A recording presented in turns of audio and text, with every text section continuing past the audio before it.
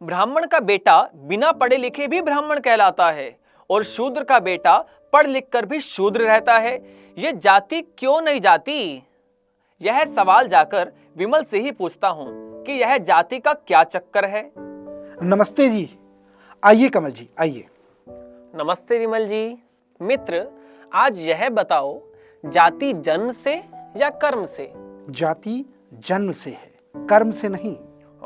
एक दिन तो तुम कह रहे थे ब्राह्मण, क्षत्रिय, वैश्य और शूद्र कर्म से होते हैं, आज जन्म से बता रहे हो। ब्राह्मण, क्षत्रिय, वैश्य और शूद्र तो गुण कर्म से ही होते हैं, परंतु जाति जन्म से होती है। इसका क्या मतलब हुआ? क्या ब्राह्मण, क्षत्रिय, वैश्य और शूद्र जाति नहीं है? नहीं नहीं, यह तो वर्ण है। जाति तो वह है जो जन्म से मृत्यु पर्यंत रहती है, जिसमें परिवर्तन नहीं होता। जैसे मनुष्य जाति, पशु जाति। मनुष्य पशु नहीं बन सकता और पशु मनुष्य नहीं बन सकता। जो जिसकी जाति है वही रहेगी। तो क्या वर्ण बदला जाता है? वर्ण क्यों नहीं बदलेगा? वर्ण का तो अर्थ ही स्वीकार किया हुआ है। वर्णो स्वीकारः। जब वर्ण गुण कर्मों से स्वीकार किए हैं तो जैसे गुण कर्म होंगे वैसा ही वर्ण हो जाएगा। तो क्या ब्राह्मण, क्षत्रिय, वैश्य और शूद्र आदि वर्ण ईश्वर ने नहीं बनाए हैं? ईश्वर ने तो जातियां बनाई हैं। हाँ, मनुष्य समाज को गुण कर्मानुसार वर्ण बनाने का उपदेश वेद द्वारा भगवान ने अवश्य दिया है। कौन कौन से गुण कर्मों से ब्राह्मण, क्षत्रिय, वैश्य आदि वर्ण बनते हैं? वेद ने तो शरीर का दृष्टांत देकर समझाया है। ब्राह्मणोस्य मुखमासीद बाहु राजन्यः कृतः उरु तदस्य यद वैश्यः पदभ्याम शूद्रो जायत। अर्थात समाज रूपी शरीर का ब्राह्मण मुख है, क्षत्रिय बाहु है, पेट वैश्य है और शूद्र पैर है। इस दृष्टांत से यह बात निकलती है कि शरीर के अंग में मुख ज्ञान प्रधान अंग है, क्योंकि मुख में कान, नाक, आंख, जिह्वा आदि सारी ज्ञानेंद्रियां हैं। दूसरे, सर्दी, वर्षा आदि ऋतुओं में सारा शरीर वस्त्रों से ढक लिया जाता है, परंतु मुख सदैव खुला रहता है। वह सर्दी, गर्मी आदि ऋतुओं के कष्ट को बराबर सहन करता है। तीसरे, मुख जो भी ग्रहण करता है वह अपने पास नहीं रखता, दूसरों को दे देता है। इससे सिद्ध होता है कि जिस व्यक्ति में ज्ञान, तप और त्याग है वह ब्राह्मण है। बाहुओं को क्षत्रिय बतलाने का मतलब यह है कि बाहु अर्थात हाथ बल प्रधान होता है। जब कोई शरीर पर आक्रमण होता है तो हाथ सबसे पहले शरीर की रक्षा करते हैं। अतएव जो न्याय पूर्वक अपने बल से प्रजा की रक्षा करे वह क्षत्रिय है। पेट को वैश्य कहने का मतलब यह है कि पेट सारा भोजन अपने अंदर एकत्र करता है और फिर उसका ठीक ठीक पाचन करके प्रत्येक अंग को यथा भोग्य हिस्सा दे देता है। अतः जो धन को एकत्र करके मनुष्य समाज में यथोचित नियमानुसार वितरण करता है वह वैश्य है। पैरों को शूद्र इसलिए कहा गया है कि पैर प्रथम तो सारे शरीर का बोझ उठाते हैं, दूसरे परिश्रम करके सिर, पेट, हाथ आदि अंगों को उसी स्थान पर पहुंचा देते हैं जहां जाना है। उनके पास ज्ञान, बल और धन तो नहीं है जो उससे कार्य कर सके। उनके पास परिश्रम करने की शक्ति है, इससे वे समाज रूपी शरीर की सेवा करते हैं। इससे निष्कर्ष यह निकलता है जो सेवा प्रधान है शूद्र है। ब्राह्मण ज्ञान से, क्षत्रिय बल से, वैश्य धन से और शूद्र सेवा से मनुष्य समाज की सेवा करे। यही वर्णों का वर्णत्व है। मैं तो देखता हूँ ज्ञान, बल, धन और परिश्रम प्रत्येक मनुष्य में थोड़ा बहुत पाया जाता है। इस दृष्टि से तो प्रत्येक मनुष्य चारों वर्ण वाला है। फिर ब्राह्मण, क्षत्रिय, वैश्य आदि की व्यवस्था बन कैसे सकती है? यह ठीक है, प्रत्येक मनुष्य में चारों वर्णों की योग्यता है, परंतु जिस मनुष्य में जो चीज मुख्य है उसके आधार पर वर्ण माना जाता है। प्रत्येक मनुष्य में कोई ना कोई एक मुख्य बात अवश्य है। यह ठीक है, प्रत्येक मनुष्य में चारों वर्णों की योग्यता है, परंतु जिस मनुष्य में जो चीज मुख्य है उसके आधार पर ही वर्ण माना जाता है। प्रत्येक मनुष्य में कोई ना कोई एक मुख्य बात अवश्य है। कोई धनवान है, कोई गुणवान है, कोई बलवान है, कोई सेवक है, उसी के आधार पर उसका वर्ण है। वेद ने तो बीज रूप से अलंकारित वर्णन कर दिया है। बुद्धिमानों ने उस अलंकार का रहस्य निकाला है। जरा स्पष्ट रूप से समझाओ, कौन कौन से काम करने वाला कौन कौन से वर्ण में आता है? मित्र, जिसमें शम, दम, तप, पवित्रता, शक्ति, कोमलता, ज्ञान, विज्ञान और आस्तिकता है, वह व्यक्ति ब्राह्मण है। जिसमें वीरता, तेज, धैर्य, दक्षता, युद्ध से न भागने का स्वभाव, दानशीलता और न्यायकारी, ईश्वर की तरह न्याय करने का भाव है, वह क्षत्रिय है। जो कृषि, गौरक्षा, दान और वाणिज्य व्यवसाय में निपुण है, वह वैश्य है। और जो केवल अपने शरीर से सेवा करने में निपुण है, वह शूद्र है। यदि वर्णों को जन्म से माने तो क्या आपत्ति है?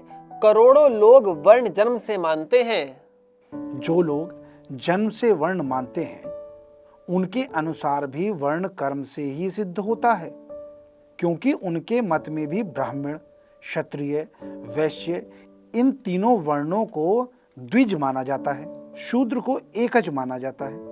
द्विज का अर्थ है जिसके दो जन्म हों। द्वाभ्या जयते इति द्विज।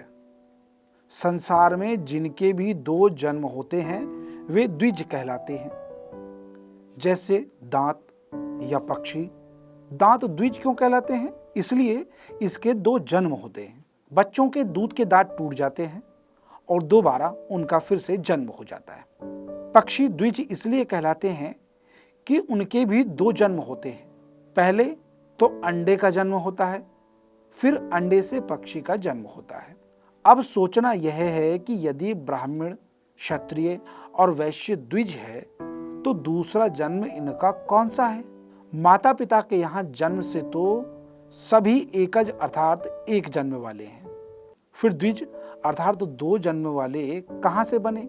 उत्तर मिलता है माता पिता के बाद आचार्य द्वारा जो जन्म मिलता है उससे द्विज बने। अर्थात आचार्य ने योग्यतानुसार उनको वर्ण प्रदान किया है। वास्तव में प्राचीन काल में वर्ण के बनाने की यही व्यवस्था थी। सभी अपने पुत्रों को गुरुकुल में भेज देते थे। बाद में पढ़कर लिखकर जैसे उनमें योग्यता होती थी, उसी के अनुसार आचार्य उन्हें वर्ण की उपाधि दे देते थे। अच्छा, क्या ब्राह्मण का लड़का ब्राह्मण और शूद्र का लड़का शूद्र नहीं होता? यह कोई विशेष आवश्यक नहीं कि ब्राह्मण का लड़का ब्राह्मण और शूद्र का लड़का शूद्र ही हो। जैसे कि यह आवश्यक नहीं कि डॉक्टर का लड़का डॉक्टर या मास्टर का लड़का मास्टर या वकील का लड़का वकील हो, क्योंकि जब पिता जैसी लड़के में योग्यता नहीं होगी तो वह अपने पिता के पद पर पहुंच कैसे सकेगा? मैं तो यह समझता हूँ, जैसे गधे से गधा और घोड़े से घोड़ा, आम से आम और सेब से सेब उत्पन्न होता है, वैसे ही ब्राह्मण से ब्राह्मण और शूद्र से शूद्र उत्पन्न होता है।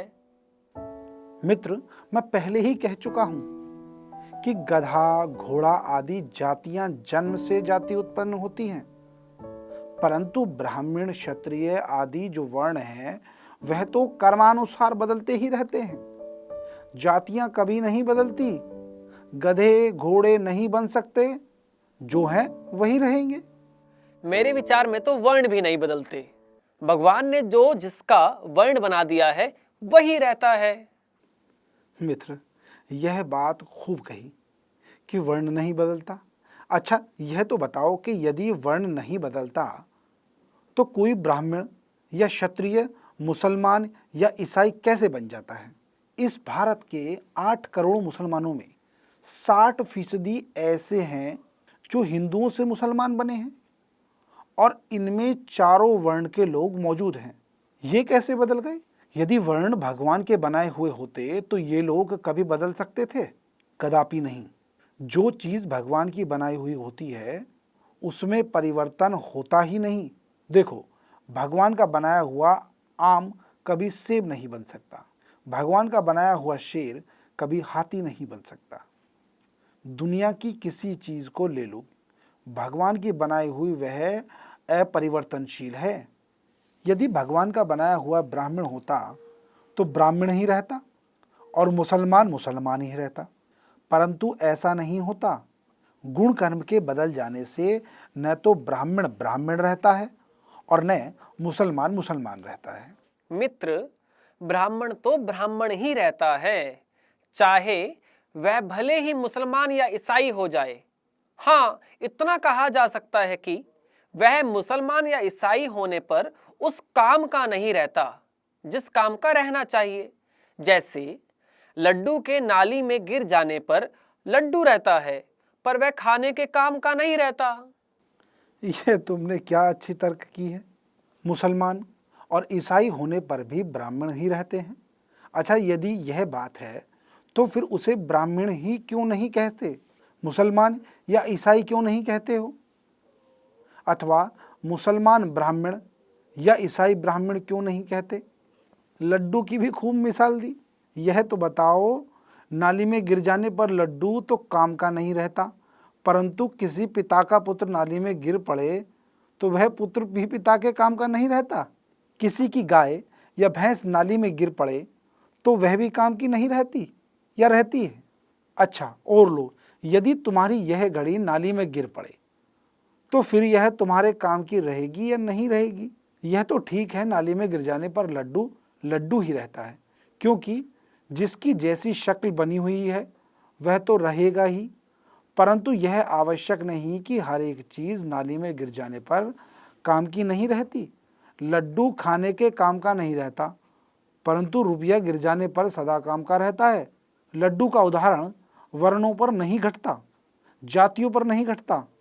जैसे नाली में गिर जाने पर लड्डू लड्डू ही रहेगा, जलेबी नहीं बन सकता, वैसे ही नाली में गिर जाने पर मनुष्य मनुष्य ही रहेगा, गधा घोड़ा आदि नहीं बन सकता।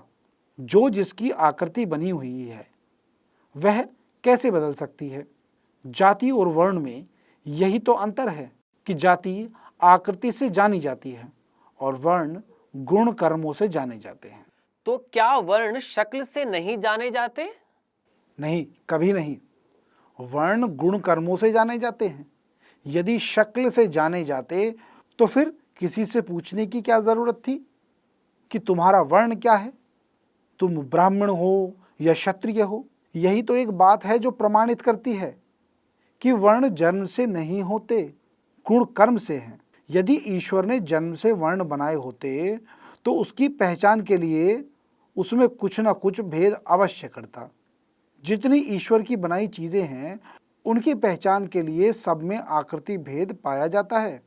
एक लाइन में हाथी, घोड़ा, ऊंट, भेड़, हिरन, सुअर, तोता, कबूतर आदि जानवरों को खड़ा कर दो, बच्चा भी उनकी सूरतों को देखकर बता देगा कि यह गाय है, यह घोड़ा है, यह हाथी है।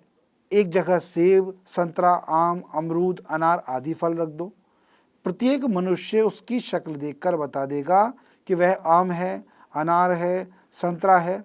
परंतु यदि चारों वर्णों के 2000 मनुष्यों को एक लाइन में खड़ा कर दो, अपरिचित मनुष्य उन्हें कभी न बता सकेगा यह कौन कौन से वर्ण के आदमी हैं।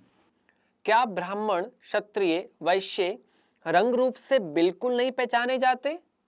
मैंने बड़े बड़े विद्वानों से सुना है वर्ण ईश्वर के बनाए हुए हैं। मित्र, फिर वही बात मैं कह चुका हूं कि वर्ण कर्म से होते हैं, जन्म और रंग रूप से नहीं। यदि रंग रूप से होते तो उसकी पहचान के लिए ब्राह्मण का रंग सफेद होता, क्षत्रिय का रंग लाल होता, वैश्य का रंग काला होता, परंतु ऐसा नहीं है। कश्मीर के भंगी और मद्रास के ब्राह्मण का मुकाबला करके देख लो, भंगी गोरा और खूबसूरत मिलेगा, ब्राह्मण तवे से भी ज़्यादा काला मिलेगा। व्यंग में लोग कहते हैं कि एक दफ़ा काले तवे और मद्रास के ब्राह्मण का मुकदमा चला ब्राह्मण कहता था कि मैं ज़्यादा काला हूँ और तवा कहता था कि मैं ज़्यादा काला हूँ। आखिर जज ने फैसला ब्राह्मण के हक में ही दिया। देखो, क्वेटा और बिहार के भूकंप में सैकड़ों छोटे छोटे बच्चे मलबे के नीचे दबे हुए निकले। उन बच्चों में सभी वर्णों के बच्चे थे। उनके माँ बाप सगे संबंधियों का कुछ पता नहीं चला। बताओ, वे बच्चे किस वर्ण के माने जाएंगे? यदि रंग, रूप और शक्ल सूरत के आधार पर वर्ण होता तो गाय भैंस के बच्चे की तरह वे पहचान लिए जाते। तुमने बड़े बड़े विद्वानों से सुना होगा, मैं कब कहता हूं कि नहीं सुना होगा? सुनने में तो सभी बातें आती हैं, परंतु ठीक वही होता है जो 2 और 2 4 की तरह सत्य होता है। देखो, ईश्वर यदि जन्म से वर्ण बनाता और कुछ भेद नहीं करता, मगर इतना तो अवश्य ही कर देता कि ब्राह्मण का शरीर 8 फुट का, क्षत्रिय का शरीर 6 फुट का, वैश्य का शरीर 4 फीट का और शूद्र का शरीर 3 फीट का बना देता, ताकि पहचानने में सुविधा हो जाती। या फिर शरीर के भार में कहीं कमी कहीं अंतर कर देता। ब्राह्मण का शरीर 4 मन का, क्षत्रिय का शरीर 3 मन का, वैश्य का शरीर 2 मन का और शूद्र का शरीर 1 मन का बना देता, ताकि लोग वर्णों का भेद जान पाते। परंतु उसे तो मनुष्य की उत्पत्ति के लिए गुण कर्मानुसार वर्ण व्यवस्था बनाने का उद्देश्य देना था। वह उन चीजों में भेद करता ही क्यों है? अच्छा, इन ब्राह्मण, क्षत्रिय आदि वर्णों में सबसे बड़ा वर्ण कौन सा है? इन वर्णों में न कोई बड़ा है और न कोई छोटा। अपने अपने कर्तव्य कर्म में सब बड़े हैं। जैसे शरीर के अंगों में जब विचार विवेक का अवसर होता है, उस समय पर सिर बड़ा होता है। जब रक्षा करने का समय आता है, तब हाथ बड़े। जब भोजन को पचाने और शरीर के प्रत्येक अंग को यथा योग्य भोजन का सार पहुंचाने का अवसर होता है, तब पेट बड़ा होता है। और जब परिश्रम पूर्वक शरीर के भार को उठाने और आने जाने का अवसर होता है, तो पैर बड़े होते हैं। इसी प्रकार मनुष्य समाज की ज्ञान और सेवा करने का जब समय आता है, तो उस समय पर ब्राह्मण बड़े होते हैं। बल से सेवा करने का समय होता है तो क्षत्रिय बड़े होते हैं। धन से सेवा करने का समय होता है तो वैश्य बड़े होते हैं। और शरीर की सेवा के लिए समय आता है तो शूद्र बड़े होते हैं। वैसे स्वतंत्र रूप से वर्णों में एक दूसरे से न कोई बड़ा है और न कोई छोटा। मेरा तो विचार यह था कि वर्णों में ब्राह्मण सबसे बड़े हैं, उससे छोटे क्षत्रिय, उससे छोटे वैश्य और उससे छोटे शूद्र हैं। नहीं नहीं मित्र, यह बात नहीं है। स्वतंत्र रूप से ब्राह्मण ब्राह्मणों में, क्षत्रिय क्षत्रियों में, वैश्य वैश्यों में और शूद्र शूद्रों में तो योग्यता अनुसार छुटाई बढ़ाई हो सकती है। परंतु स्वतंत्र रूप से ब्राह्मण, क्षत्रिय, वैश्य आदि वर्णों में छुटाई बढ़ाई का संबंध कैसे हो सकता है? जैसे 2 हलवाई हैं, एक 4 दिन का कारीगर है, दूसरा 10 दिन का कारीगर है। अब इन दोनों में तो छुटाई बढ़ाई मानी जा सकती है, परंतु कोई व्यक्ति कहने लगे कि हलवाई से दर्जी बड़ा है क्योंकि 14 दिन का कारीगर है। भला यह बात कैसे हुई? हलवाई और दर्जी में तुलना क्या है? हलवाई अपने क्षेत्र में बड़ा है, दर्जी अपने क्षेत्र में बड़ा है। अपने अपने कर्तव्य कर्मों में दोनों ही साथ खड़े हैं। यहाँ दर्जी दर्जी में योग्यता की दृष्टि से छोटा बड़ा अवश्य हो सकता है। ठीक उसी प्रकार से योग्यता अनुसार एक वर्ण के 2 व्यक्तियों में छोटा बड़ापन हो सकता है, परंतु ब्राह्मण, क्षत्रिय, वैश्य और शूद्र में छोटा बड़े का कोई अंतर नहीं है। जबकि उन सब के गुण, कर्म और क्षेत्र भिन्न भिन्न हैं। वहाँ सभी वर्ण अपने अपने कर्तव्य पालन में पड़े हैं। वहाँ सभी वर्ण अपने अपने कर्तव्य पालन में बड़े हैं। क्या वर्ण व्यवस्था दूसरे देशों में भी पाई जाती है? संसार के समस्त देशों में गुण कर्मानुसार वर्ण व्यवस्था है। यह और बात है कि वर्णों के नाम ब्राह्मण, क्षत्रिय, वैश्य, शूद्र, मिशनरी, मिलिट्री, मर्चेंट्स और मिनियल्स रख लिए गए हैं। यह श्रम विभाग अथवा कर्म विभाग के सिद्धांत सारे संसार में अंतर्व्याप्त है। इसी का नाम वर्ण व्यवस्था है। मित्र, अब मैं समझ गया। आपकी बड़ी कृपा हुई। अच्छा, यह तो बताओ कि नमस्ते कहाँ से चली? मित्र, इस विषय पर हम कल बात करेंगे। ठीक है मित्र। अच्छा, नमस्ते जी। नमस्ते जी। वेद स्वाध्याय सत्संग